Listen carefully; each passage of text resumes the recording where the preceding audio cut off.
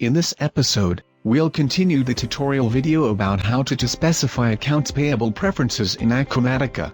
This section, we will go into step 2, how to define the numbering sequence for batches.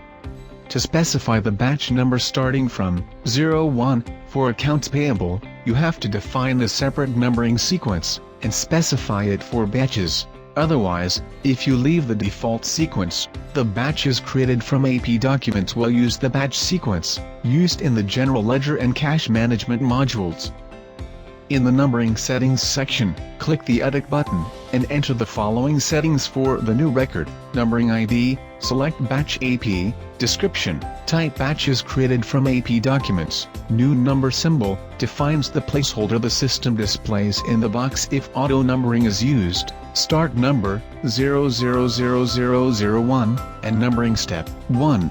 What these settings mean is that, the start number is 01, the next number is 02, because the numbering step is 1, and so on.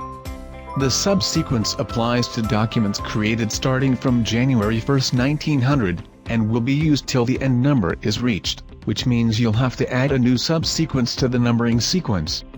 Notice that, the batch numbering sequence is now set to AP batch on the Accounts Payable Preferences form. For the rest of the settings, you can refer to Acumatica documentation for more details. When finished, click Save.